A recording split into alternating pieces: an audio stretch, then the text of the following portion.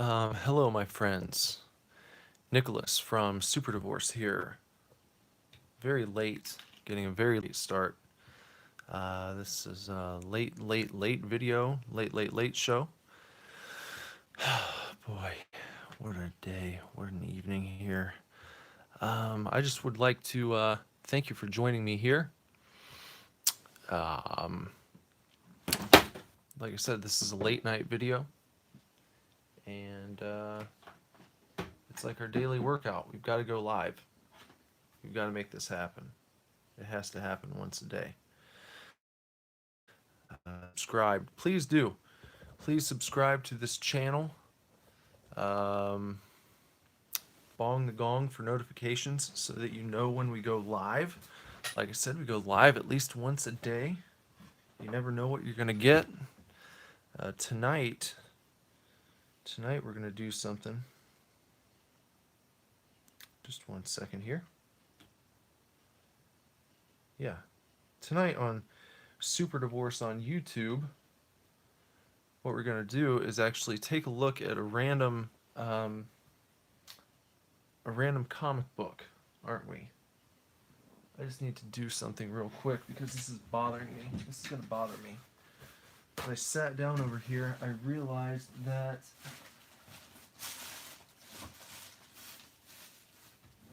now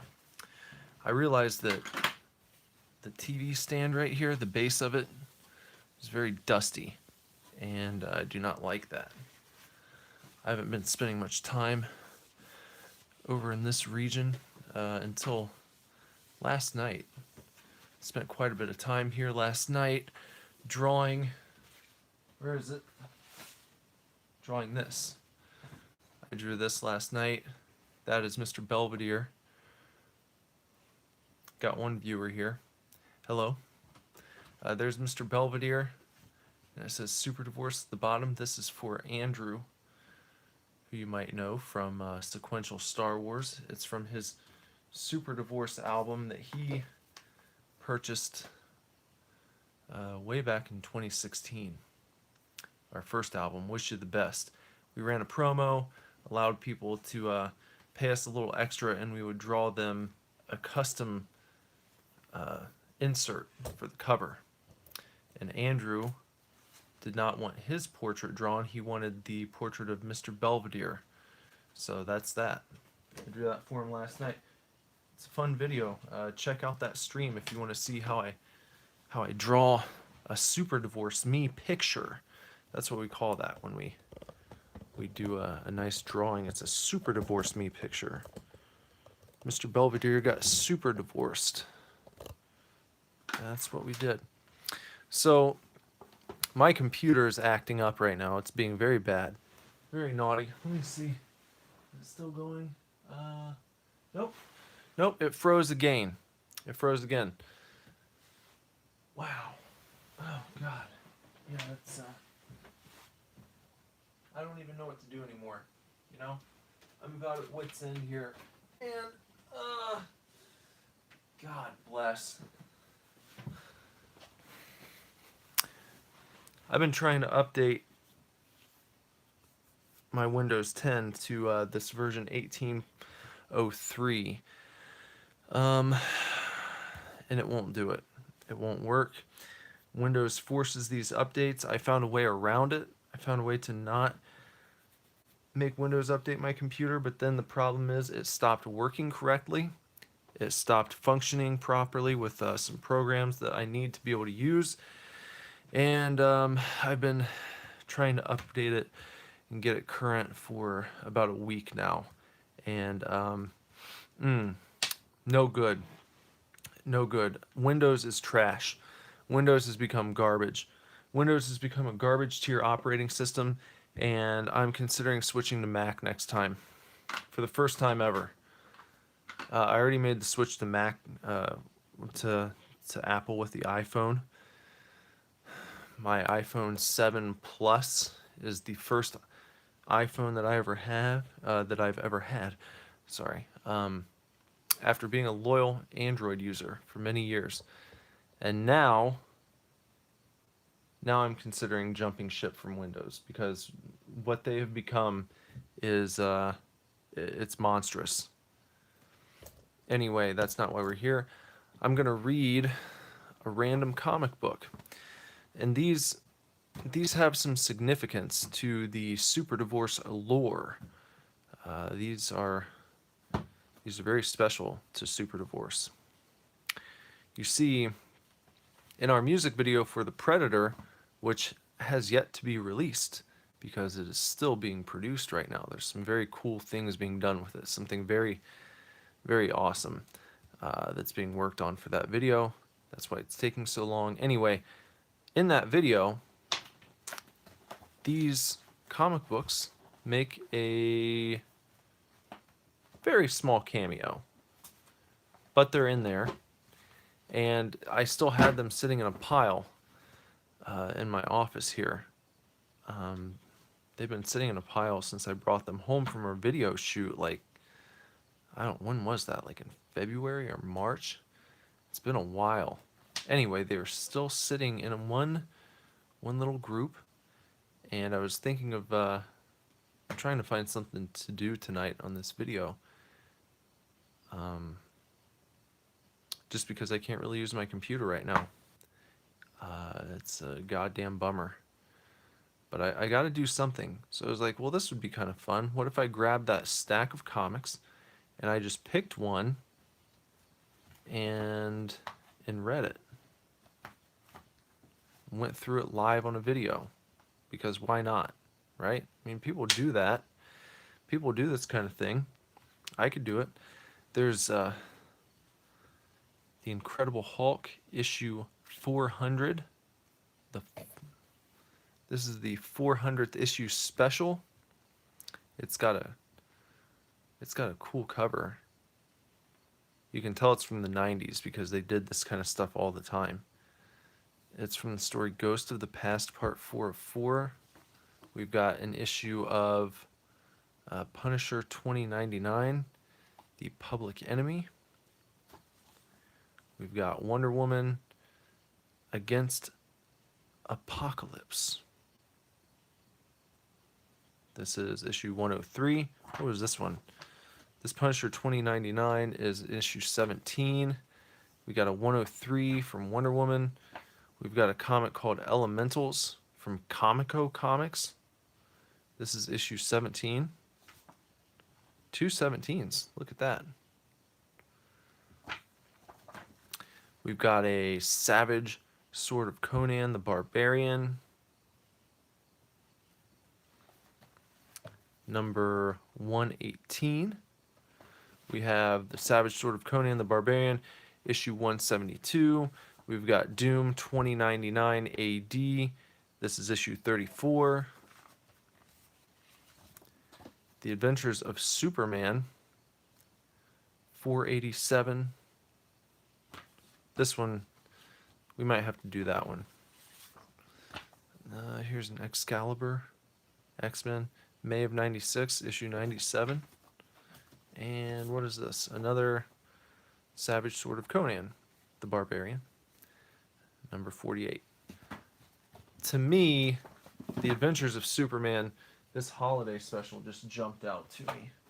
I think this is probably going to be our winner here. Let me try and set up a little bit better view. Let's see. I'm going to get some good lighting going on it. We want you guys to be able to see this, don't we? So let me just bring this up just a bit here. I think that's good. Yeah.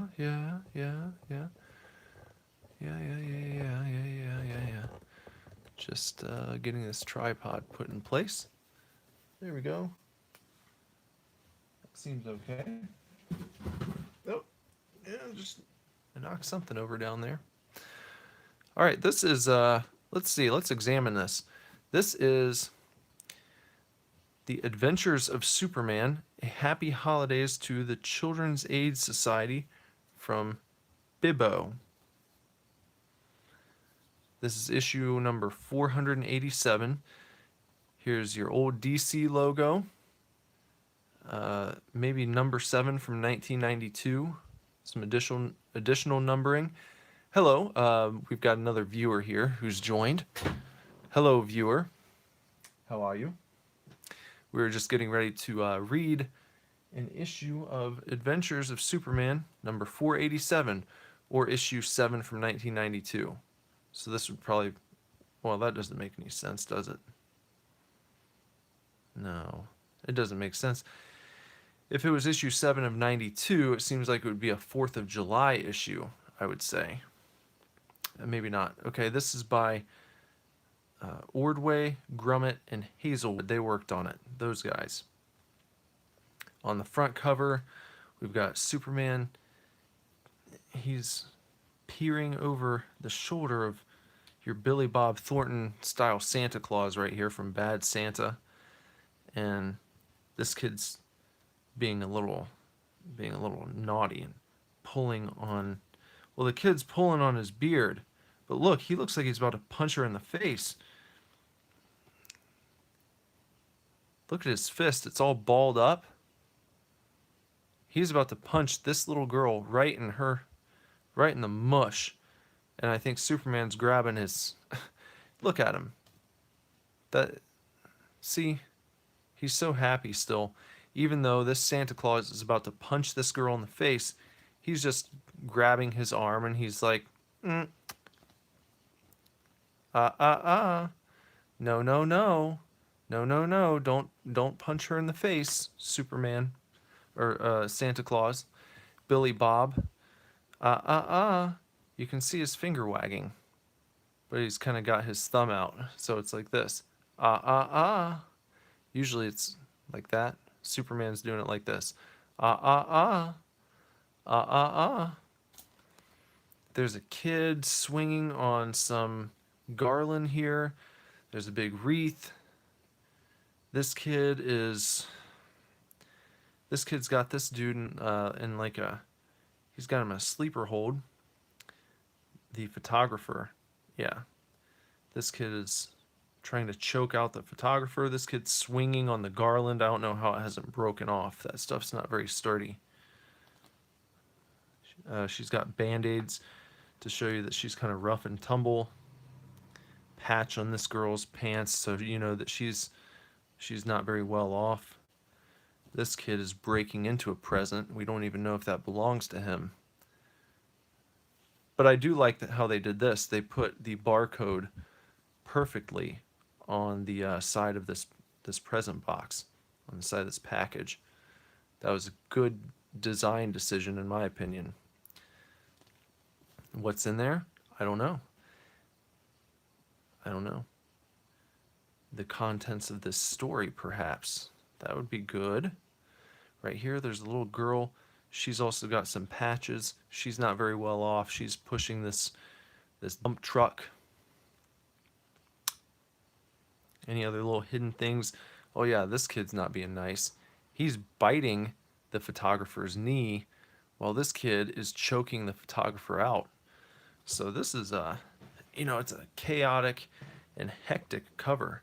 So this is letting us know that we're in for a wild ride with this comic book here. This is not going to be a nice family-friendly Christmas issue. The kids in this issue and the Santa in this issue, actually I just noticed he has your traditional red nose. Not because he's secretly Rudolph, but because he's a drinker. And he probably showed up drunk, and that's why he was about to punch this girl in the face, because he is an angry drunk. He had too much Jack Daniels. Or, what is it? Gentleman Jack? I knew someone who used to drink that and would make him very angry. It was not my father, so don't worry. Okay, let's open this issue here. This is approved by the Comics Code, though. So the Comics Code thought that it was okay for a Santa Claus, a drunk Santa Claus, to be rearing back to punch a little girl in the face just for tugging on his fake beard. Because this isn't really Santa. This is a drunk. And I don't even know how he got the job because, well, you can see why. He can't handle himself very well. But this is a very rambunctious group of children, so it's kind of understandable. It's also fun to open these books and see what the, just to kind of take a look back. Hold on, I'm gonna have to move this again. It's fun to take a look back and see what kind of advertisements they had going on. In this book, what do we have here? This is it's an advertisement for Castlevania 2 Belmont's Revenge on the Game Boy. I like this page right here. It's a cool ad. Looks like Drax back in town, and then they've got Welcome to Transylvania. This is for the Game Boy. And you can see this is not the Game Boy Color. This is pre-Game Boy Color. This is old school. Look at that. I never owned this game, but I would have liked it because I always loved the Castlevania games on the NES. Maybe I'll have to track this down and do a live stream of it sometime. Because Castlevania 2, you may know this, Castlevania 2 is my favorite Castlevania game. Simon's Quest. This is Belmont's Revenge, so it's like a sequel to Castlevania 2, so that's pretty cool, I think. Okay. So let's get to this issue here, shall we? It seems like it might be a little hard to see. So, should I just take this off? Maybe I'll just take it off the tripod and hold it wherever I need it to be. That might be better for this kind of deal. Yeah, this will work. Yeah, we don't even need the tripod. This is better. This is much better. And then I can take you guys through it. All right, so our story begins. We have this right here. It says Washington, D.C. We're setting the scene. It's Washington, D.C. An elderly man sits in his living room with his elderly wife. He's sitting back in one of the recliners. It's a snowy day outside. You can see through the windows. His elderly wife looks like she's arranging some presents under the Christmas tree, just so. And there's a little bubble. The old man, he's reaching over to his wife and he says, "It's lovely, dear. I needed." Ding dong, bing bong. There's a ding dong at the doorbell, at the door. Doorbell's going off. Ding dong. "Who could be calling on Christmas Day?" he asks. His wife across the room, arranging presents just so, says, You'll never find out if you don't answer the door, Barton. Wonder what this one is." She ignores the ding-dong and then goes back to wondering about the presents. So she wasn't really arranging them, was she? She was interested to see what was in this one. That tells you that either Barton has arranged these presents or they have come over to a relative's home where the presents were already sitting under the tree and they're about to have Christmas. The next panel down, Barton, our elderly friend, he's answering the door. There's a man standing there outside in the snow. He's wearing an all-blue suit, maybe a denim suit, a bright denim, could be. On the back of his coat, it says Freedom Rings Carrier Service. And he's got some bright yellow hair poking out the back of his bright blue cap. He says to Barton, "Package for Senator Caldwell. You'll have to sign for it." He's a little chilly. Now we know that this guy's name, this must be Senator Caldwell, Barton Caldwell. as he stands at the door with the door ajar, the snow blowing in just slightly, gusting. He says, "Certainly, young man. Awful business to be working a holiday." Next panel, the delivery man, he is tipping his cap. He's wearing some sunglasses. He doesn't look worried. He's got a very nice, strong jawline, too. He looks like he might be a superhero in disguise. Could be.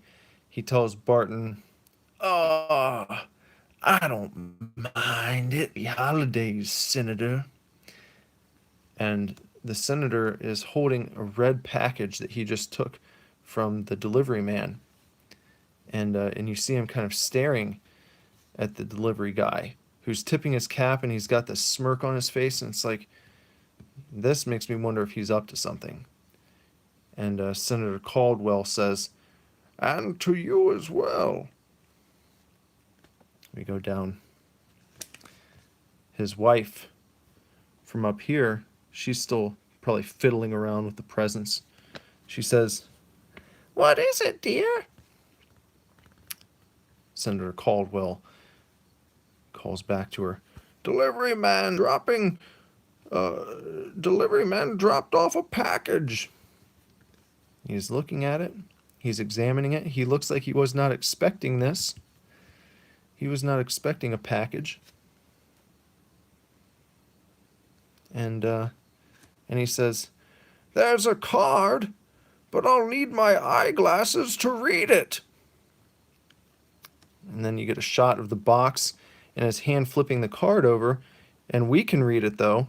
We can zoom in and we can see that it says, "Regards from the President." So, and then there's a little gold Christmas tree down in the bottom right corner. "Regards from the President." We'll go up here. Ooh, I knew this was going to happen. Well, that's no good, is it?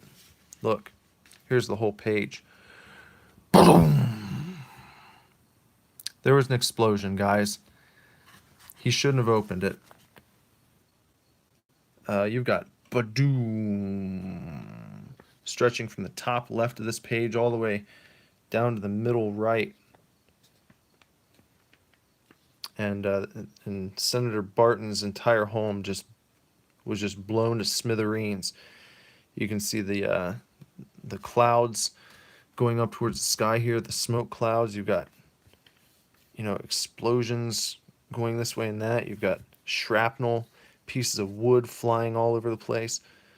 That's a bad scene, man. I don't think that Senator Barton or his lovely wife, I don't think she ever got to find out what was in that one. I don't think she ever got to find out. That's really sad. Badoom. All right, so now we're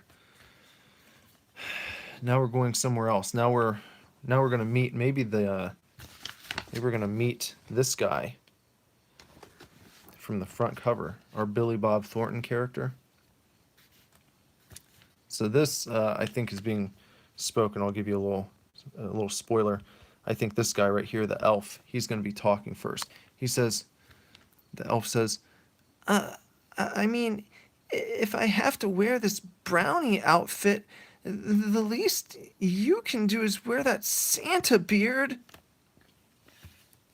And Billy Bob's kind of looking at himself in the mirror, I think, and he says, "Heck, Red, no one's gonna recognize me as Bibbo. Besides, I look stupid." No one's gonna recognize him as Bibbo. Bibbo? Because this says on the front, it says, "From Bibbo. Happy holidays to the Children's Aid Society from Bibbo." Besides, I look stupid. Get down here. his little elf friend. He's like, yeah, well, that makes two of us. You wanted this party for all the folks in your bar who had nowhere else to go, remember? Now, let's open the doors for business. And that's what his little elf friend was saying to him. Our Billy Bob character, our Billy Bob Santa, is looking at himself in the mirror still. He's kind of ignoring what his elf boy is saying. The elf boy also has a camera. Any other details we're missing there? Let's move on to the next panel. So now our Billy Bob, he's walking out. He's, where is this? Yeah, he's walking out to the bar area, I guess, right? So they're doing this at a bar. Billy Bob is dressing up at the bar, and that explains why he had this red nose on the front cover. I was right. He is a drunk, and he can barely keep himself together, but he's going to do it. Humph. Don't you got a motor to go home to, kid? Oh, just be sure to get a pitcher of their mugs when I open the door. He's tromping on out to the bar area, and his little buddy, his little photographer elf boy, he's like, providing, of course, that this antique camera works. Down here, next panel, we've got our Santa Claus, our Billy Bob Claus. He's coming out. He's talking to the patron, perhaps. He says, no, the patrons confront him. This guy, he looks, well, he's one of a few people. One of 5 people who confront Billy Bob when he walks out of this doorway here. They all look very concerned, but this guy wearing the toboggan, he's like, hey, Bib, better sand your front walk. And Bib, I guess his name's Bib. Bibbo? Okay, Bibbo. Bibbo it is. Bibbo Bob Thornton. He's like, what kind of greeting is that for Santa Claus? High pockets. It's Christmas for crying out loud.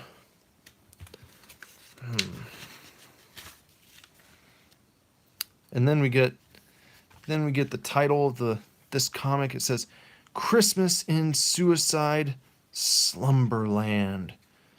And then we get the credits here. Superman created by Jerry Siegel and Joe Shuster. And we've got Bibbo. What happened to him? Looks like he slipped on some ice. He slipped on a patch of ice when he was walking down the steps, coming out the door. And he's like, yeah! His little elf boyfriend, he's snapping a photo when it's happening. If this were today, everyone would have their camera phones out right now. But they don't have those. So, elf boy's snapping a picture, and he's like, Bibbo, if this were a movie, the soundtrack song would have to be Elvis's Black and Blue Christmas. Bibbo's. We see that the bar... Okay. So he walked out of the bar. That wasn't a bathroom door he was coming out of. It was the front door to the bar. And on the front door, on the door is written Bibbo's ASO Clubs. So we can guess that this is Bibbo dressed up as Santa. Bibbo Bob Thornton. He was coming out of the front door, coming out of his bar to greet some patrons, and he slipped on this patch of ice, and he's going down hard. And this guy over here, who we saw on the last page, this guy right there, Toboggan Man, he says, hey Bib, better sand your front walk. And he didn't stand it, and then Bib went flying, and he's like, I told him the walk was icy. And he falls down. He's taking a great spill. And that's a full page, is him flying up in the air. He's gonna fall right on his buttocks, I wager, unless his head falls back here and hits the steps. That could be very bad for him. Next page, it says, one world, one party. There's a 3, a three hand. A hand is holding up three fingers. It's kind of a stylized hand. And it says, Wayne's World. Excellent. Coming this spring to a theater near you. Hold on a second. One world, one... The... Why does it have three? Was there supposed to be a third Wayne's World? Were they like... I mean, I think I heard rumors about it, but I didn't think that they actually put ads out for it. Someone's gonna have to get on this, man. Does anyone have more info about this? If you know about this, let me know. Leave a comment or something. That's one world, one party, and then a stylized hand holding up three fingers. That would lead you to believe that this is like Wayne's World 3 coming soon. Coming this spring to a theater near you. What the hell? I'm really confused about that. That's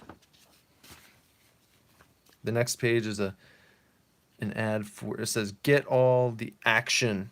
Score 92. Score baseball cards. Look for Joe DiMaggio. They have a look for Joe DiMaggio offer. Got some of these. It's when they started doing like the there's some ads in here. They're showing all the different cards you can collect. They've got like some of the silly cards, you know. They introduced these where some of the players would have like a big head. Some of the more stylized stuff, you know, like a no-hit club card. It's a little fancier. This one, it's more of like a studio. I don't know, something would be done in like the local mall. A little more studio flair to it. It's not like just the guy. It's not a screenshot from a game, you know. Let's continue our story, shall we? Okay, so all right, on the next page here, it looks like Bibbo has gotten up. He's walked back into the bar. Toboggan Man's laughing at him. Ha ha ha! And Bibbo he's mad. He's cursing and saying things that we can't even write. They couldn't write them in the book, and that means I can't say them here. They're probably really, really bad. Things that might get this channel deleted, so I'm not going to say those. And he is stomping over to the bar. He's stomping over by where the elf boy is with his camera. And he says then, "Oh, if my butt didn't hurt so bad, I'll let out a big horse laugh too." So at least he's got a little bit of a sense of humor about it. And then his elf boy is like, Bibbo, I need to make a call.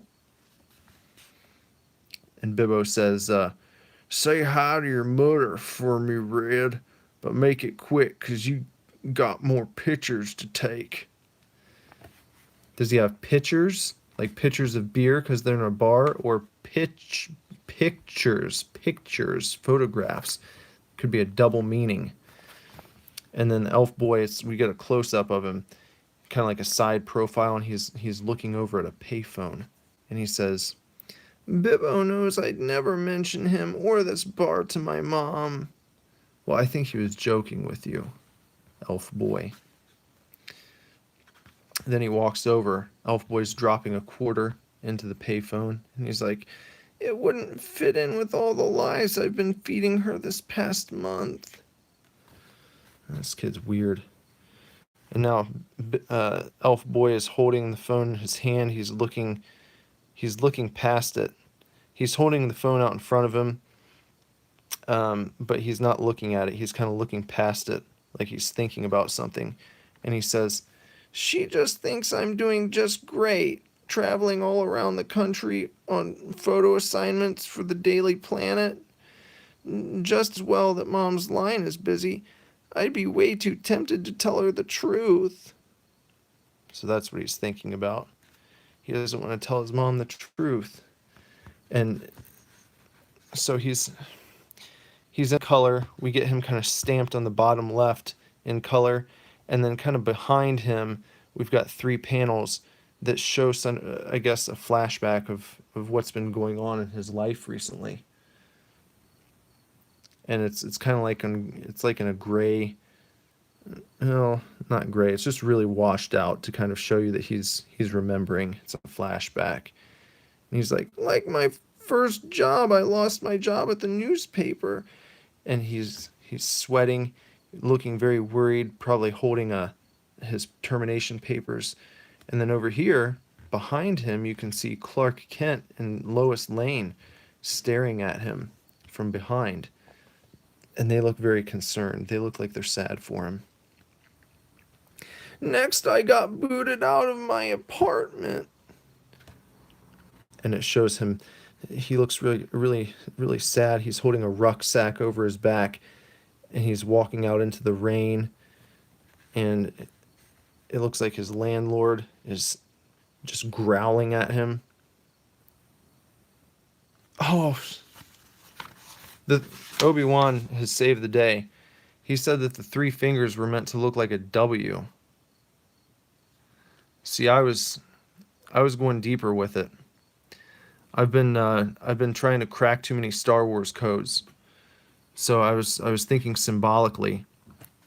I was thinking of like, yeah, I see the W now. I thought this was like a teaser, you know? I thought it was a teaser. Because it's not like this wasn't a thing they did in the movie. You know, they were never like, Wayne's World, man. If that would have been like something from the movies, that would have been different. If they actually held up 3 fingers for a W. But that's not part of the movie. I think that's weird. I think that's a weird, confusing ad. I found that confusing. Or maybe I'm just saying that because I feel like I should have seen it and I didn't. So, thank you. Thanks for pointing that out, though. I'd rather be corrected. So, I appreciate it. This was not a secret ad for Wayne's World 3 that never happened. I was going to say. Well, you know what? Now it makes sense because right down here it says, yeah, it's 1992. Obi-Wan read that on a forum, so he's not entirely sure. But I'm pretty sure that the first one came out in 92. So it wouldn't have been a part 3. They didn't have a trilogy planned, I don't think. That would have been a lot of foresight. That would have been thinking ahead in a way that they don't really do things back then. So, okay. All right, we'll keep going here. So, Elf Boy, he's being thrown out of his apartment. He's got his rucksack. He looks very sad. He's being thrown out in the rain, and his landlord's grabbing onto the side of the door, you know, on the door frame, and he's kind of leaning out and he's growling at him like, "Get out of here. Get out of here." Because he lost his job. And now he doesn't have money for rent, so he gets kicked out. And then it shows him, and then I slept in my car until it was towed to the impound lot for parking violations. And here he is sleeping. He's sleeping across the front. He's sleeping across the driver's side to the passenger side in the front of his vehicle. He's wearing his coat. It looks like there's snow on the car, so you can tell this is not a good. It's not a good scene for him. It's not a good scenario to be in, and that's why he's holding the phone and looking so longingly for something. He's looking for answers. Next page here. Okay, we've got another. Now we get a floating head of Elf Boy with a couple more panels of some memories here and kind of washed out tones. And he's thinking, Bibbo's been a lifesaver, letting me room with him until my luck improves. So now we find out he's not just an elf boy and he's not just a photographer for Bibbo, he's actually living with him. So Bibbo's been kind enough to let him stay at his place during these hard times. And the next panel behind him, what is this? I thought it had when I managed to get shots of that robot coming out of the basement of the shelter. In this panel, Elf Boy, he's taking a picture of a strange looking robot that I guess has come out of the basement of the shelter. It's kind of zooming. It looks like a humanoid robot. Its arms are stretched out. It looks like it's laying itself out kind of prostrate, and it's got wheels for hands, and it's kind of zooming by him, but he's getting a shot of it with his fancy camera. And then he's like, Bibbo even donated a money order to pay for processing the film in that stupid disposable camera. What are they doing here, though? Bibbo donated a money order to pay for the processing of the film. What are they doing? Sending it off? It looks like he's standing at a mailbox with Bibbo, who's wearing a sort of a driver's cap. They're both still wearing heavy coats, so I guess it was recently during the winter. So he's trying to help him. And here he is back at the bar. So we're snapping back to reality, but we're still focused on Elf Boy. And he's like, now it's been a month and I still haven't got my comeback pictures in the mail. It's very, very sad. And you can see that the hat he's wearing, it even droops a little bit more than it might otherwise, just to drive home the fact that, he's a sagging person. His life is going in a sagging direction. And this bell right here, I bet it's broken. I bet it doesn't even ring anymore. It's just one thing after another. He's holding the phone in his hand still, and there's who is this? There's an old lady with like a Doc Ock haircut sitting behind him at the bar. It looks like Bibbo is tending bar, and this old lady Doc Ock, she's watching the TV, and it's like a giant, there's like a giant foot, a big green foot that looks like it's getting ready to stomp down on some buildings maybe.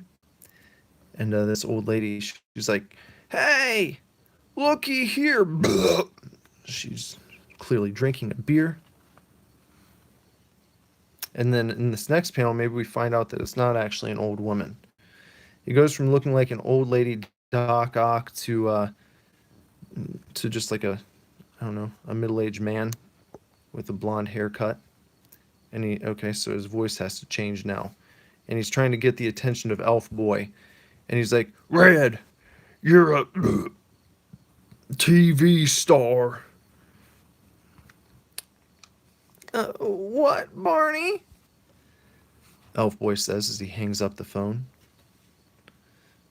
So the man who was formerly female old lady Doc Ock is pointing up at the TV, and it's like, hey, they called him Red. I guess we'll call him Red now, Elf Boy. No, I'm going to keep calling him Elf Boy instead. That's better. Who's saying this, though? They say, "Hey, they can't run this yet. The agency never..." Oh, no. No, this is him talking. Elf Boy. He's saying, "Hey, they can't run this yet. The agency never paid me for it." What is this? Here's a close-up of what was on the TV.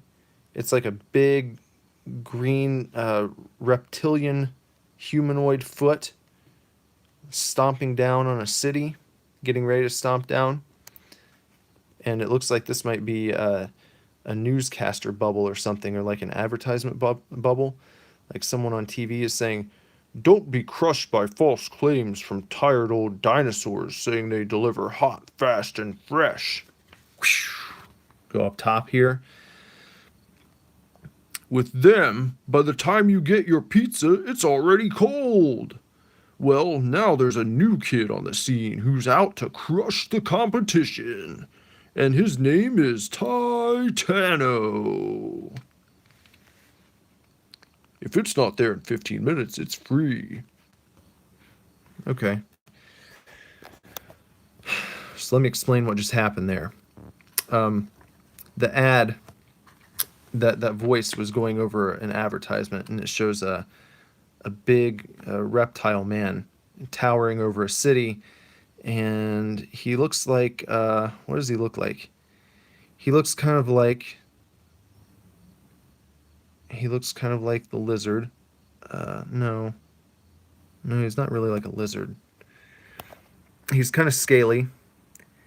He's definitely human shaped. Human legs, human looking legs, human looking torso, human looking arms. He's just wearing a sort of snaky, scaly green suit with red underpants. He's wearing some red underpants around his nether region, and then he's got kind of like a turtle shell. Like he got a Teenage Mutant Ninja Turtles turtle shell from Party City around Halloween, and but he's wearing no mask. He's just got big bug eyes and a nice big coif of blonde hair. It's kind of blowing in the wind, and his big bug eyes. He looks very upset, and he's holding a pizza box above his head. And in the next panel, I guess this is supposed to be kind of like the King Kong of pizza. A big ape swings in, well, jumps in. He's jumping into frame, and he sort of palm strikes the pizza reptile guy. He palm strikes him right in the chest and sends him flying, and that guy's pizza box goes flying. But our ape friend, luckily, when he swooped in, when he jumped in frame, he had his own pizza box. And in the next frame down, Reptile Man, he's been defeated. The pizza ape is standing on top of him wearing a chef's hat, holding his pizza aloft.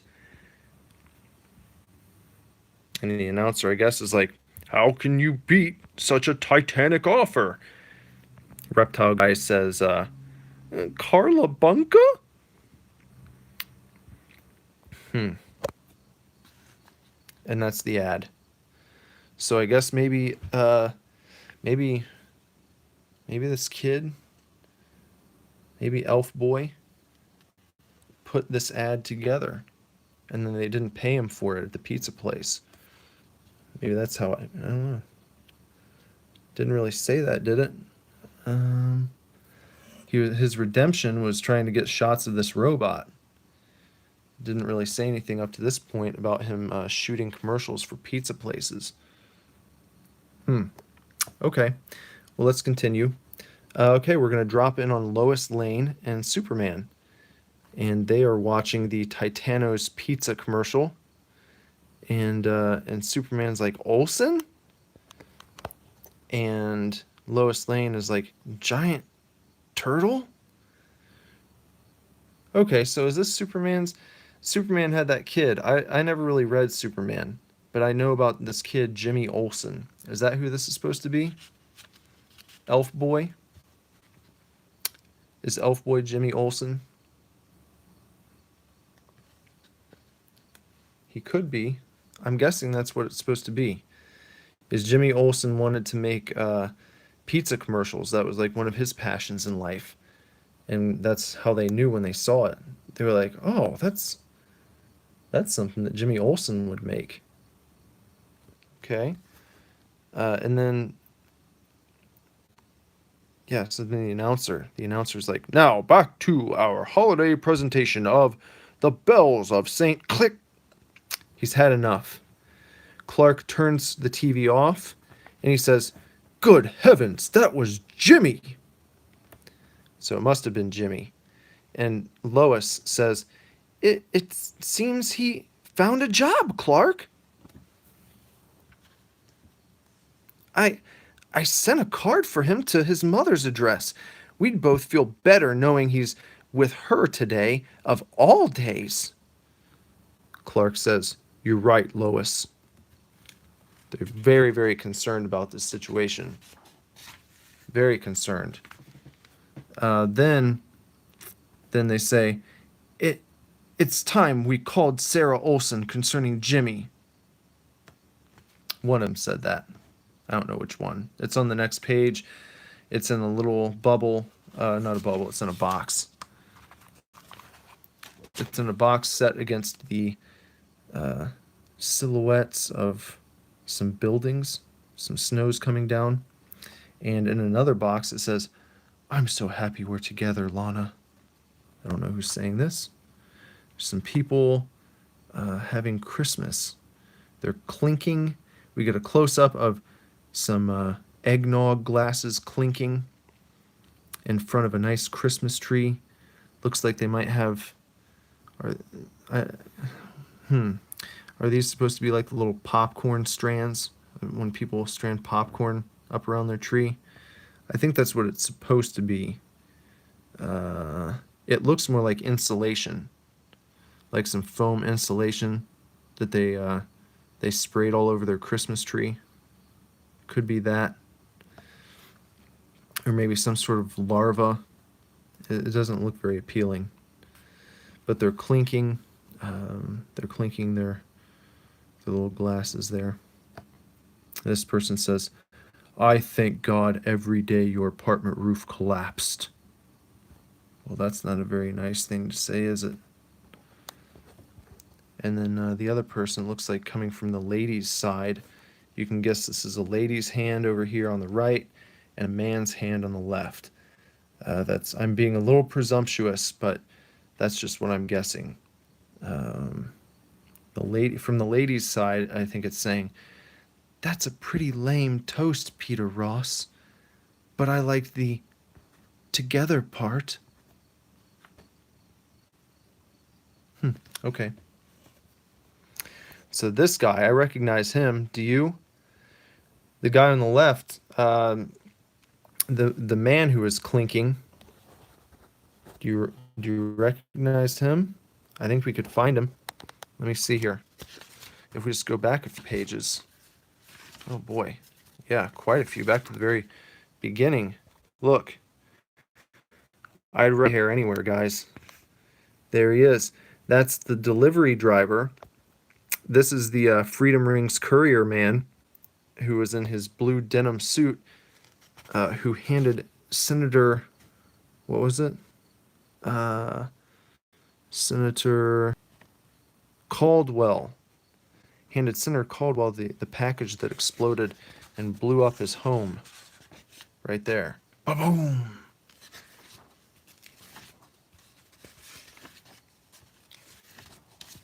So there he is now. He's having Christmas with his sweet. And he says, "How's this? To the most beautiful wife to be in Washington, D.C." And she says, "Now you've got it." And then you get a close-up of them getting ready to smooch, but his eyes are looking over to the right, and her eyes are closed as she moves in for a French. And but ring, someone's at the door, and he says, "Dang it, dang it." And so it's not the door. That was the phone ringing. He walks over to the phone. He walks over and he says, "Merry Christmas. This is Pete Ross. Hold, please." This is coming from the phone. After he says, "Merry Christmas. This is Pete Ross." Coming from the phone, it says, "Hold, please, for the governor of Kansas." And he says, "Governor? To what do I owe the pleasure? I assume you heard the news of Senator Caldwell's death. And then his suite back here, the lady who is about to French kiss, she says, "Governor?" Then he looks very surprised indeed. And he says, "No, sir, I did not." Yes, I understand. It is a big responsibility, sir. Thank you."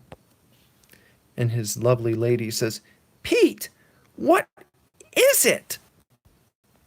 He's he's very distraught. He's shaken. He's even got shaky lines coming off the front of his face as he's staring, and his sweetie pie, just from the side, she's looking at him with concerned eyes, and he says, "Sit down, honey.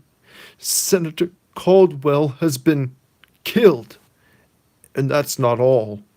The governor's appointed me to serve out his term in Congress." And then a commercial break. It says, "You make the rules." It's a Game Genie ad. This is pretty cool. Did you ever use a Game Genie? I never had one, but I did. I think I rented one time. Our local video store had the Game Genie for rent for a while, I believe. But no, I didn't own one. I knew people who did. But the ads were always really neat. And the commercials were cool too. The concept was always awesome. They've got a series of games that you can use they tell you can use the Game Genie with. Put your codes in, change the game up, give yourself unlimited lives, get all the coolest weapons without having to do anything. It's really kind of bullshit, but, if you're a kid, that kind of stuff, you're not really at the maturity level, I don't think, in most cases, to really get the satisfaction from grinding it out. You just want the big weapons. You just want the blasters. You want to have like unlimited lives and continues or infinite health or what have you. That's what Game Genie's all about, guys. Here's an ad for the Great Eastern Convention's comic book convention schedule. The biggest convention of the year in New York. January, there's a lot of stuff here. Here's one from Cincinnati. In January of '92. It doesn't really tell you anything about them. It doesn't list any guests. It just says comics for sale. And it shows you where the cons are. So this is the good old days. It just says, oh, here we go. This is just a New York convention. They've got Jim Lee, Jim Starlin, Bernie Wrightson, Larry Stroman, Neil Gaiman. And that's probably why they're using the Sandman picture over here.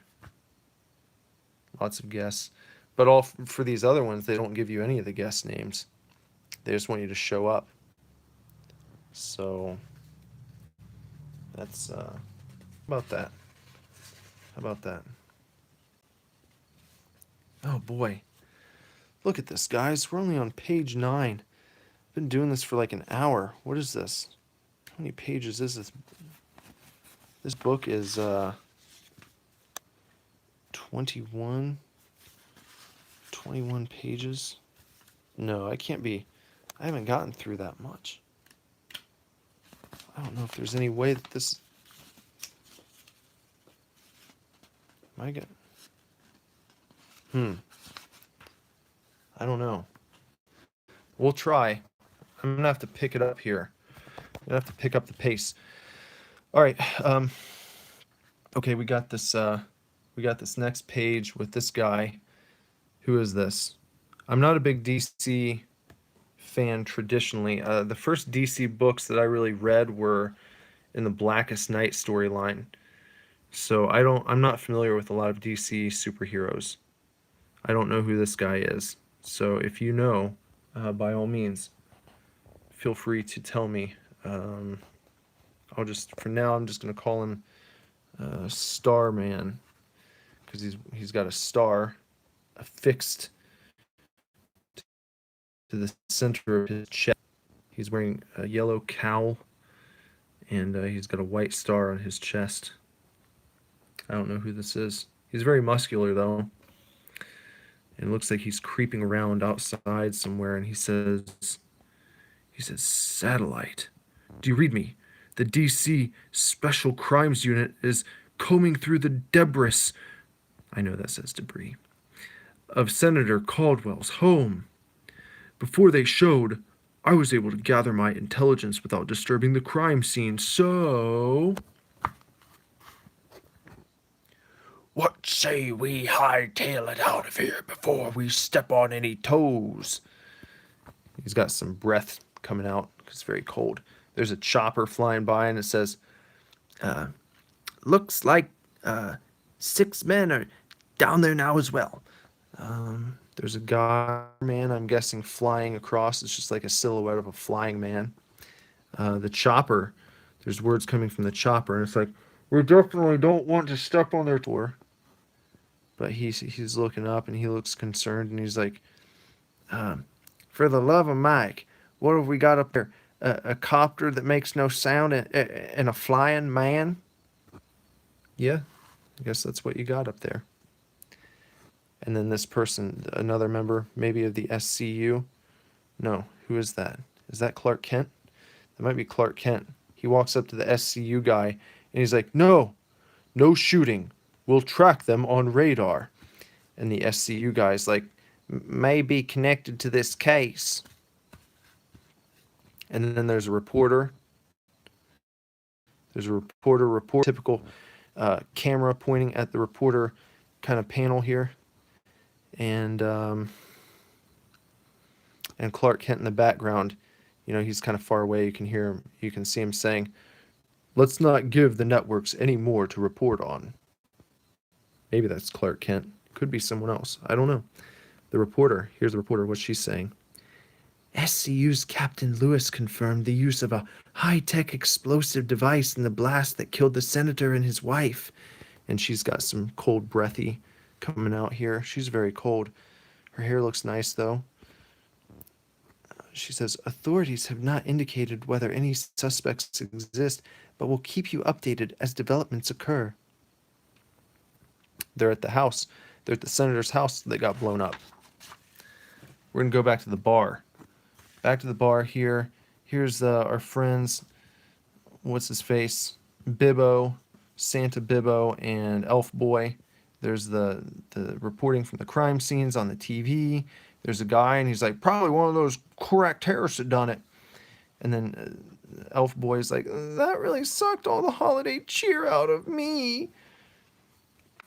Bibbo's like, well, it's hard for me to feel sorry for some politician. Lots of good jokes die every day in the streets." "This was assassination, Bibbo." And Bibbo's like, "Oh, we got us a party to run, Red. What'd you get from Santa Claus? High pockets?" And then the toboggan man's got a red nose now, and he's walking back over. He's got a close-up shot here. He's holding some Kula. Looks like a 6-pack of beers. And he's like, "Well, looky here. Thanks, Bib." And there's a guy over here at the bar, and he's like, "All right, a whole jar of beef jerky." And the toboggan guy's like, didn't get you nothing, Bib. I forgot it was Xmas." And then our friend, "Hey, check this out." They're looking up the TV again. It says, "A Planet spokesperson said the project was in danger of cancellation due to their..." Oh, we found a problem with editing. Cancellation due to. Should have been one due. Bad editing. That's a mistake. Due to their recent strike. Until a mysterious benefactor emerged to supply Christmas gifts for the children there. Oh, that's nice. And there's an angry lady with... Why is she angry? She says, Kids, you raise them, and then they get themselves married, and you never hear from them again. Ain't you got a mama out there somewhere worrying over you, Sonny? And she's pointing at Elf Boy. And he's like, my mom knows I love her, Midge. I just don't want to hear her lecture me on how I screwed up my life. And he's moving his head, and you see that there are movement lines coming from the hat.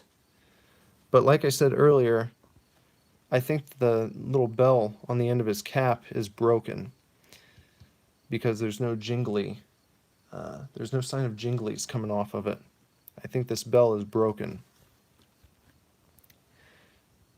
And Elf Boy's like, besides, I couldn't buy her a gift without the money that agency still owes me for my commercial. And Bibby's like, say, Red, your ma's name is Olsen too, ain't it?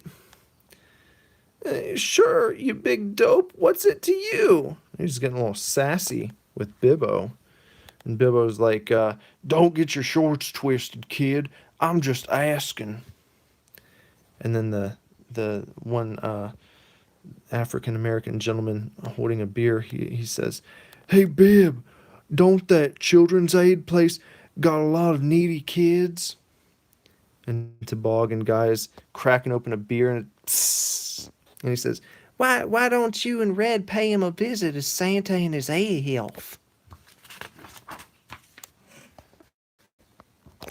Silhouette scene. This means that the artist wanted to take a little break right here. That's okay. You're allowed to do that. The guy at the bar, he says, we know where we could get a bunch of toys and stuff for you to give away. And Bibbo's like, that sounds like a great idea. Wait a minute. Don't fool me. Don't fool with me, Lamar. We're going to buy these toys, ain't we? This is on the up and up. And Lamar's smiling at him like he's up to something. And Lamar's like, absolutely, Bib, or should I say Santy? The place'll bill you. Let us use your coaster wagon and we'll be in business. I don't know what his coaster wagon is, but they're going outside. They're leaving. Lamar and Toboggan Friend are leaving the bar. And he says, who's saying this? Bib, no stores are open today. You want me to tail them and keep them out of trouble? Heck no. You just watch the bar and I'll go. Lamar and High Pockets mean well, but they ain't voiced. They ain't voiced, is what he says. Voised. They ain't voiced. Back over here, Starman. Oh, they ain't voiced in the foreigner points of the law. They ain't voiced in the finer points of the law. He meant they are not versed in the finer points of the law. So they're going to go out and rob someplace and get children's toys to give away on behalf of Bibbo and his bar. Back to the roost, Sanchez. That's what Starman's saying as he's being confronted by this chopper. And they're saying, not many bars in Virginia equipped with a helipad, Agent. I can't afford to be choosy. Starman's jumping in the air and he says, ah, my welcoming committee. Merry Christmas, gentlemen. Uh, what have you got for us concerning the senator's death, Agent Liberty? So this must be Agent Liberty as his real name. Agent Liberty says, my, aren't we formal, Judge Kramer? Well, anyway, here it is. I hovered over the scene looking for fragments of the explosive device. I spotted a piece of the detonator relay, French made, similar to what's been used by the Curacies, Quarix, Quarachis. Also, there was a portion of a card still readable. Greetings from the president. The card was treated with something so it wouldn't be destroyed in the blast. So it's like a calling card. It points to Kurak and their president Marlowe. but I don't see what they'd gain from it with Marlowe still in our custody.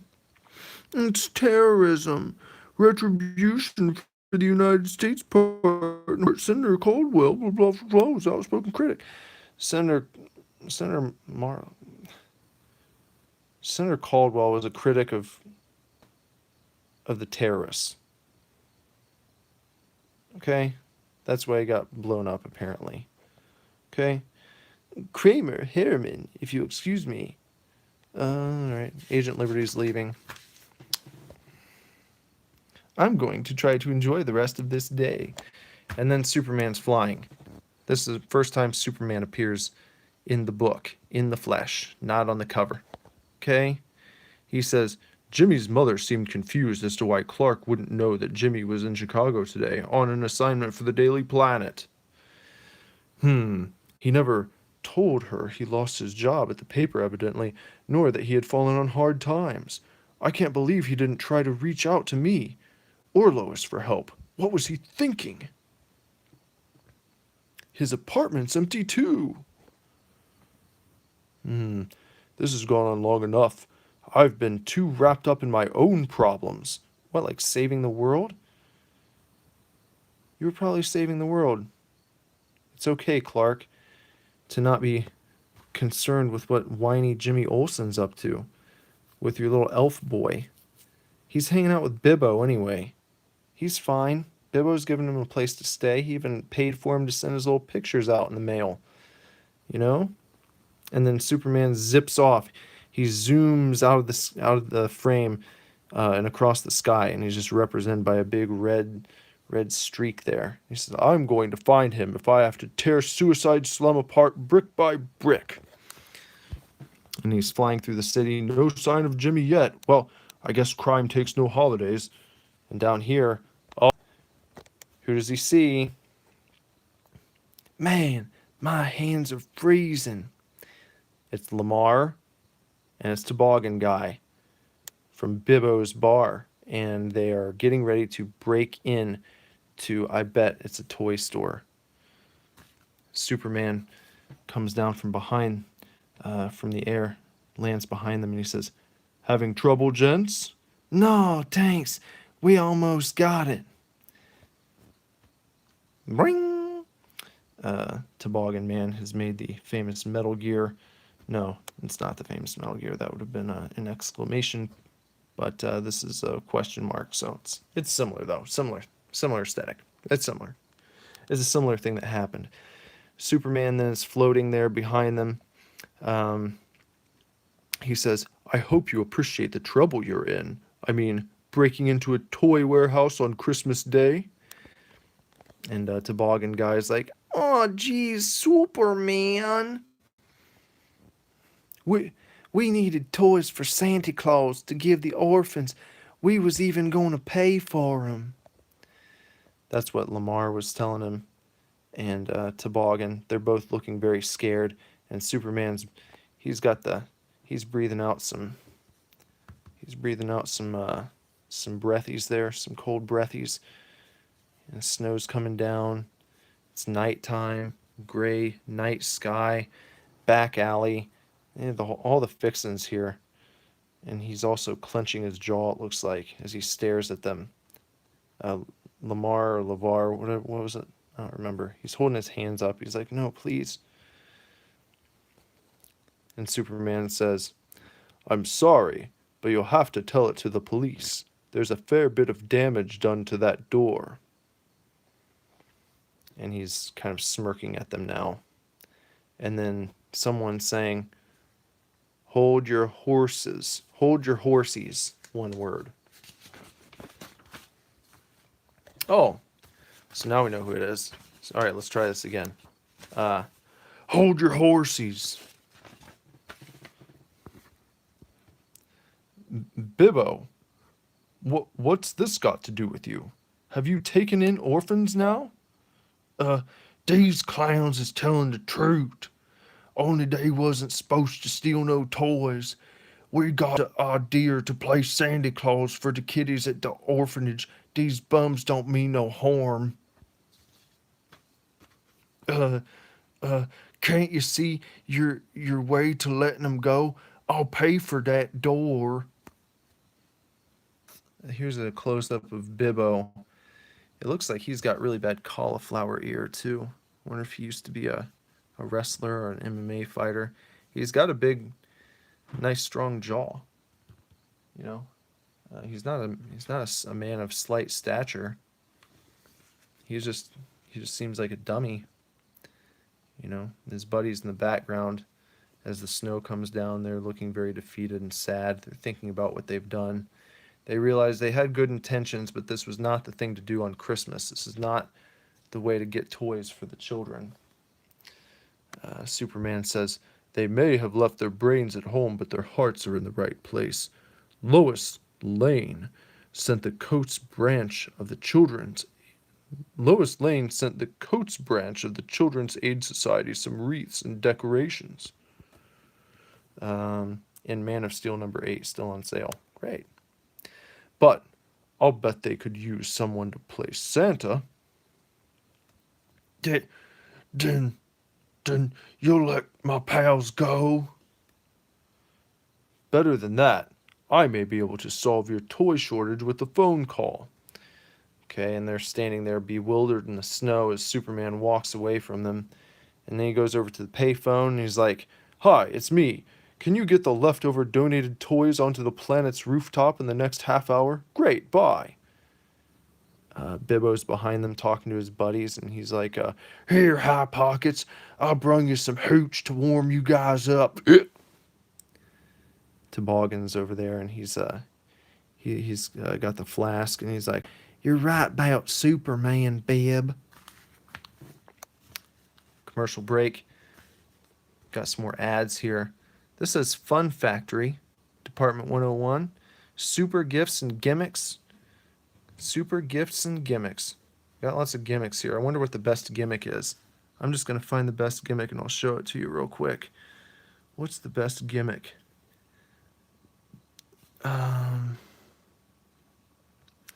Best gimmick. I think that the best gimmick is probably... Probably this one. The X-ray vision can be yours gimmick. See-through glasses. An amazing illusion. Apparently see through bones, clothes, skin, etc. And they have a man looking at the bones in his hand. He's wearing these glasses, and then, then off in the distance here, you've got a lady. You can see her. She's wearing her. You see her in her undies, and her bra maybe, and maybe what would be the outline of a dress, sort of showing you could see through a woman's dress with these X-ray glasses. I think for a young, me as a young boy, I would have thought the X-ray vision, if that could be mine for this, that would have been cool to have as a young boy. And here's some random ads here. Gags, jokes, muscles, dog tags, discount comics, how to draw superheroes, Monster Island, fantasy game. A lot of different stuff on this page that we flipped over.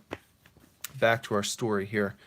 We've got Superman. He's got Bibbo, and they're flying through the air, and Bibbo says, yep, he's still my favorite. And Toboggan's looking up at him, and he's kind of cheering. He's like, we'll get red and meet you at the orphanage. And Superman's kind of got his fist out, and he's flying with Bibbo, and he's like, Bibbo, from what Emil Hamilton says, you've become quite a credit to the neighborhood. He says you've been very generous to a lot of folks with your lotto winnings. And then Bibbo's like, hey, that professor can sure play the piano. Really? That's a side of Emil I've never seen. You should stop by the Aesop Club sometime. Drinks are on me. I don't know if Superman drinks. Even if he did, he probably wouldn't get drunk. They've probably covered that at some point in the Superman books, but I've never been a big Superman guy, so I don't know for sure. So he's dropping him off, and Superman says, Miss Lane, you didn't need to do this yourself. I didn't. I just got here. Wow, you're D. Lois Lane? Woo! You've been into the holiday cheer, haven't you, Mr. Bippo? That's Bibbo, Miss Lane. What do you think? These gifts will make those kids happy, won't they? And there's a big bundle baggie of gifts here, a big Santa bag of gifts. Superman has arranged for these to be dropped off. He's going to give them to Bibbo. Sure. And I'm Mrs. Saint Nick. I don't know who said that exactly. We're at the children's place now. This is the children's facility. Here's our friend, whiny Jimmy Olsen, elf boy. No, really, we're here to play Santa for your children. It's a Boyd. It's a plane. Whatever. He's pointing up at the sky. It's Bibbo and Superman, of course. Superman's bringing Bibbo back. Superman's holding all the gifts in a green bag. And he walks up to this lady outside the orphanage. And she's like, I thought they were just a bunch of drunks. And Superman says, they mean well, Myra. Almost lost my hat. Back here, he's putting his hat on because it was a wild ride. Where do you find Superman? You don't have to whisper, Red. Want a lifesaver? Lois Lane's gave them to me. He's offering him a lifesaver. And he says, I can guess why. Because he smells the alcohol on his breath. That's what he's telling him. Jim, I'd like to talk later, to catch up on things.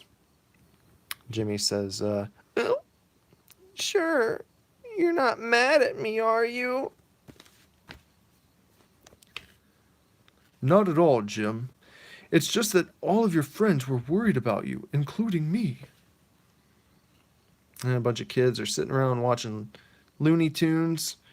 And this lady says, kids, I have a wonderful surprise for you. Ho, ho, ho. Oh, ho, ho. Oh. Look who Superman brought. Look at me. I'm your old pal Santa Claus. And here are my elves, Red, Lamar, and High Pockets. When I call out your name, go on up to Santa for a present. She tells the kids. He's kind of walking in all drunk. The kids look happy, though. That's good. I'll hand you an appropriate gift, Bib. I can see through the wrapping, you know. See, you could be like Superman with the X-ray specs from the other page, from the tricks and gimmicks. This little girl says, I don't want to sit in his lap. And the lady says, I wouldn't ask you to, honey. And then this boy walks up and he's like, he's holding his nose. He looks like Doc Ock too, with blonde hair. He's wearing a Green Lantern shirt. And he's like, I want a fire truck, Santa, but your breath smells really bad. Why, you little ornery. And then he's rearing back. He's got his hand cupped like he's about to slap this kid in the face for mouthing off to him, for getting sassy with him. And then you hear, Santa! Here. Oh, and try another breath mint, Bibbo. Humph.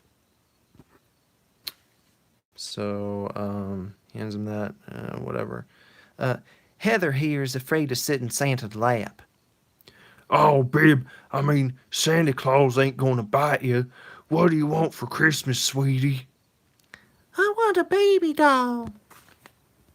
And then Superman opens the bag and he looks in. He sees the box with baby doll in it, and then it's like, well, Santa's got boxed ears and he don't hear so good.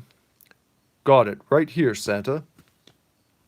Hands it over to him. Oh, thank you, Santa. Stupid cat isn't going to get at this dolly. The kids are playing with toys and trucks and stuff, and then Jimmy's over here, a little elf boy. He's like, watch the windpipe. I promise to take your picture next. There's a kid hugging his neck. That was the kid from the front, maybe. There's a kid on the front hugging Jimmy Olsen's neck, but it looks like he's choking him out. It's not the same kid, though. It's not the same kid from the front. And the lady from the orphanage is like, you heard Santa's helper, Keith. Let the elf breathe. And then we're over at our, is this the last panel? We're getting there. We're almost there. He's like, come here, Shorty. I'll show you how to break a headlock. Santa used to be a wrestler, among other things, Keith. Can I help you, miss?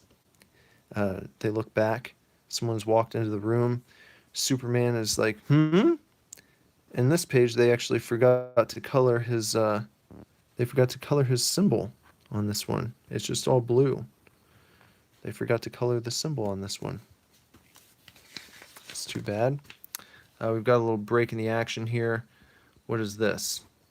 This is an advertisement for sending off to have DC Comics delivered to your house. You could put your name, you could order for a friend, and then you could put down, I guess, up to 3 titles that you wanted delivered directly to you. And they give you a list of things that you can choose from. How much was it? What is it? $12 subscriptions, $18, $21, $24, $12. Different prices for 12 issues. Okay. Having a wonderful time. Wish you were here. The Elongated Man, Europe 92, 4-issue miniseries by Gerard Jones, Mike Parabeck, and Ty Templeton, on sale now. Never read that. I've never heard anyone talk about it either. Is it good? I don't know. Let me know in the comments.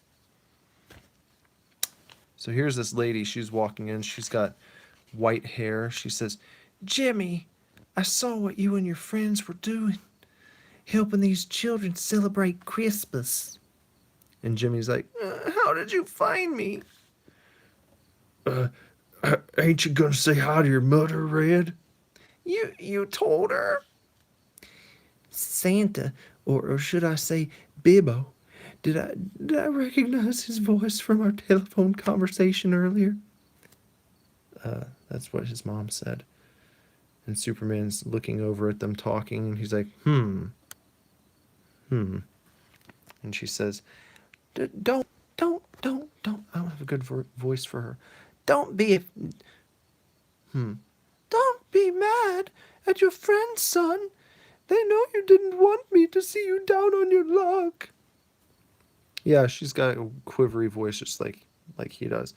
But from the look of things, I'd say you're doing just fine. It's silly for us to be apart now, isn't it? Go on, kid. Hug her before I start bawling like a baby. Oh, Ma, I missed you so bad.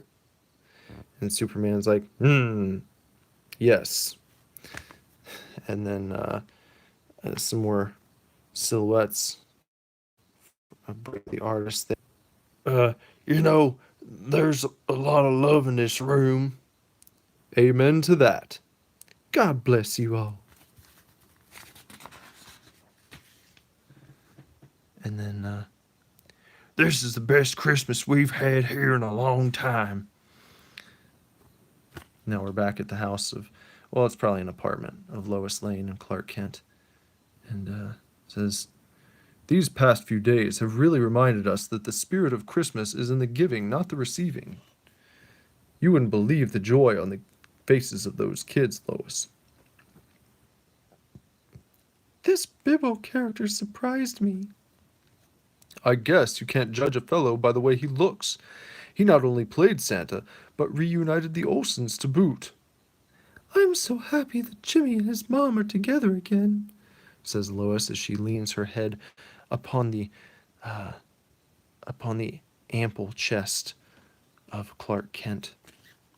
He says, Merry Christmas, m'lady, and then tips his fedora, and she says, Oh, Clark, it's beautiful. He puts a little necklace with a heart locket on the end of it around her neck. And then she hands him a gift, and he's like, "What's this?"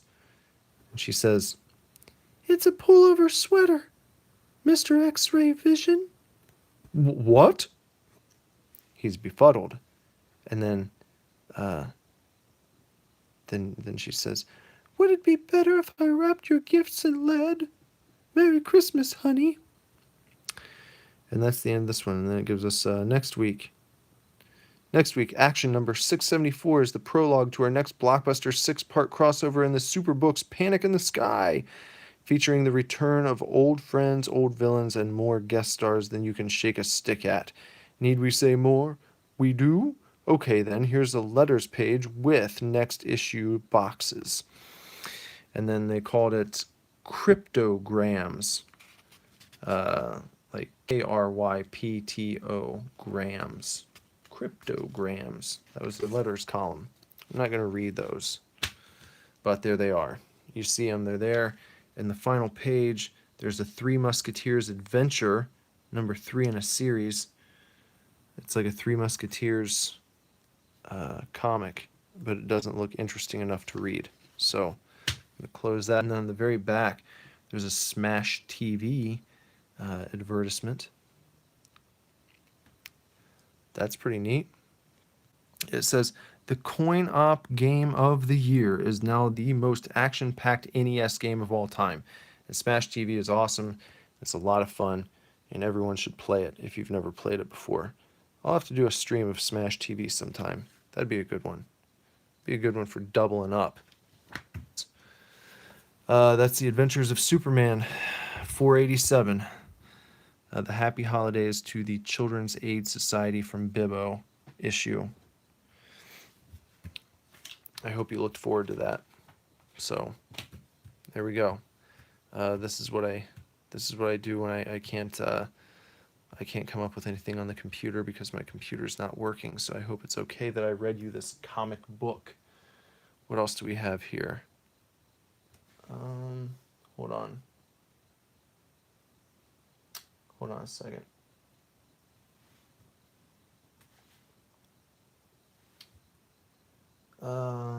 Okay. All right. Obi-Wan wants to know what gaming systems I've had growing up and what modern games I play. I had pretty much every game system growing up. Yes, I've had many game systems over the years.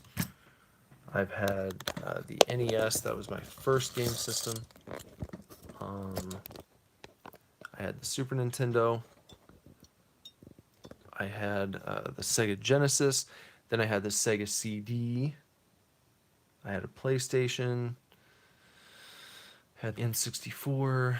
And then it was, then I guess, the Dreamcast, GameCube, the original Xbox, PS2, 360, PS3, the Wii, the Wii U,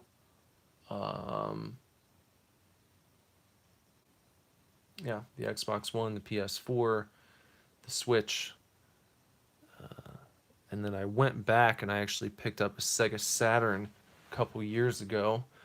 I never had one of those growing up, but I have one now. So I've got the Saturn and handheld games. Let's see, I had the original Game Boy, the Game Boy Color. Never had a Game Boy Advance. I never got into that one. I didn't pick that one up, but I got a DS. I got the 3DS. I got the 3DS XL. Got the Vita, the PSP. I've had a lot of game systems. I've got the NES Classic, the SNES Classic. I've got an Atari Throwback Edition, the HD one. I had an Atari when I was little. Obviously, I wasn't around when they first came out, but I remember picking one up at a garage sale, and that was pretty cool.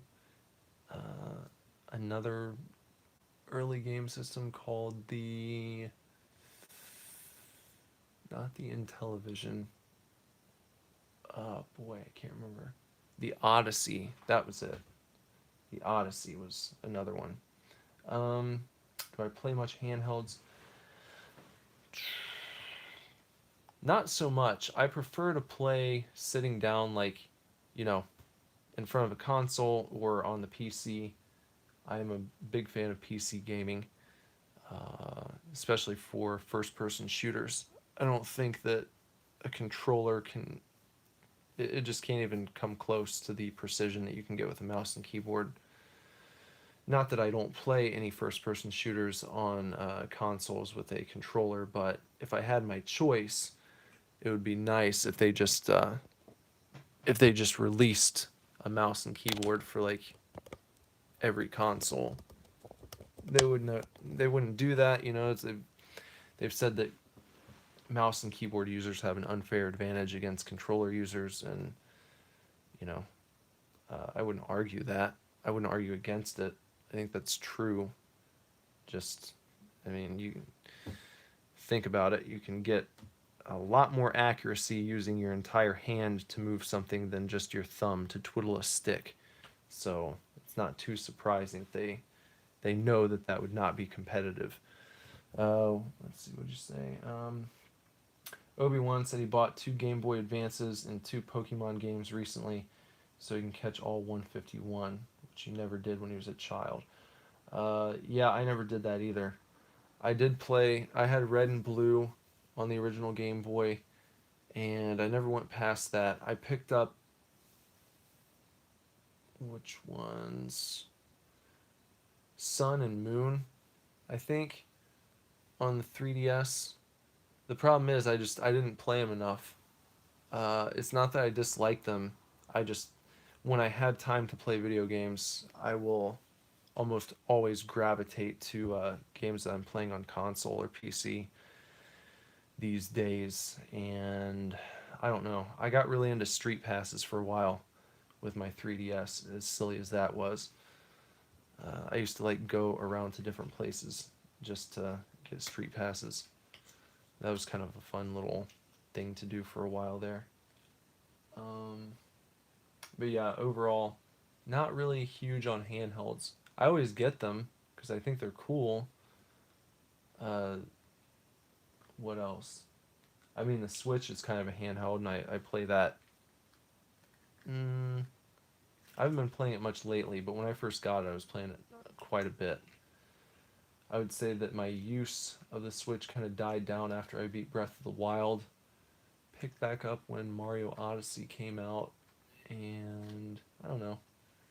I tinker around with it. I think it's fun. But yeah, the Pokemon games are good games to play. I wouldn't mind to play the originals again sometime. I think that would be a fun little throwback endeavor. I have to try that. I don't think I have them anymore though, and they're pretty pricey these days. If you want to play them on the actual system, which I always prefer to do. Um, I like the NES Classic Edition and the Super Nintendo because I found out that, I mean, the uh, the games are captured almost perfectly. There's not much difference at all between playing on the Classic Edition or playing the regular version on your actual NES console from back in the day using a cartridge. Uh, what I do like about playing on the actual old system is being able to hook it up to an older TV, and you get the full effect. I'm just I'm kind of picky in that sense, so I prefer to do that when I can when I'm playing old games. So I was saying that in reference to the Pokemon games, I'd have to track them down because I would want to play on an emulator or something like that. It just doesn't interest me. Um, I had to play. I last when was it? No, it's been like 3 years ago now. I think I started at the beginning of the Metal Gear series and played through every single Metal Gear game. Um, all the canon games anyway, starting with Metal Gear on the MSX, which was the Japanese system that the first two Metal Gear games came out for, and I had to play those on my computer, just because tracking down an MSX system and then getting the stuff, because it was a Japanese system, and then getting the stuff to make it compatible with whatever US electronics was quite expensive, and then also getting the Metal Gear games on MSX was really expensive. So I was like, all right, I'll play those on an emulator, because most people won't even play those games to begin with. So they were still fun though. The original Metal Gear game did come out in the US on the NES, but it's a modified version. It's not exactly the same Metal Gear game that was released in Japan on the NES. And then Metal Gear 2, the one that was released in the US, it's called Snake's Revenge. That is a non-canon Metal Gear game, and that is not the real Metal Gear 2. The real Metal Gear 2 game was not released in the US on the NES system. So again, that's why I had to use the emulator for that one. Anyway, that's Metal Gear stuff. I went through the entire series. That was a lot of fun. Kind of wish I was streaming or recording all that stuff, because I loved going through those games. Damn shame that we probably won't be getting any more. But whatever, that's what happens. Kojima's got he's got Death Stranding coming out, which looks really fun. Looking forward to that one. If if it makes it out anytime soon, that would be great. Kind of have a feeling it might get pushed to whatever the next generation of consoles is, but I don't know. It's possible. It's Hideo Kojima, so you never know. He likes to keep people on their toes. Oh boy, yeah. So there's our Superman. What am I playing right now? I haven't really been playing anything story-wise. I need to go back and finish God of War, because that game's really cool. But just right when it came out is when things really started picking up with the house remodeling. And then, of course, after that, it's like I'm a new dad now. That's kind of settling down. We're kind of getting into a groove again. But, then also I started really going to town on these streams every day. And my free time lately, for the past week, has been trying to get my computer to work properly. It's really hit the skids the past couple days. A lot of issues going on here, so I don't know. I'm gonna spend some time with it tomorrow, and I hope that I can get it. I hope I can get it fixed. I hope. Windows is a shit show. It really is. It's no fun. Especially when you need your computer to make things. It's a drag, man. A real drag. So, we'll see. Hopefully I'll be streaming from my computer tomorrow night. I would like to do that again. I've got some ideas, got some things I need to get up online that I can't do right now. So, but if I don't go to sleep soon, then I'm going to waste my whole day sleeping. So, I should probably be off. Should probably get going. So, thank you for joining us. Thanks for stopping by. If you're watching this after the fact, please leave a comment. Let us know what you thought. Let us know what you'd like to see in the future. We always comment back. So, please do that. Please subscribe to this channel. Bong the gong for notifications so you know when we go live. We go live at least once every day. And like this video, please. Check out our podcast at superdivorceme.com or on YouTube, either one. We have a new episode that was supposed to go up on Friday, but like I said, computer troubles have kept that from happening. So it is recorded. It just needs to be uploaded. That's not happening right now. So hopefully very soon. And besides that, folks, thanks again for joining us here tonight. We will see you soon. And until the next episode, please look forward to the next live video. And y'all take real good care. And Obi-Wan, if you're at work, enjoy the rest of your shift, brother. We'll talk to you soon. All right. Take real good care. Bye-bye.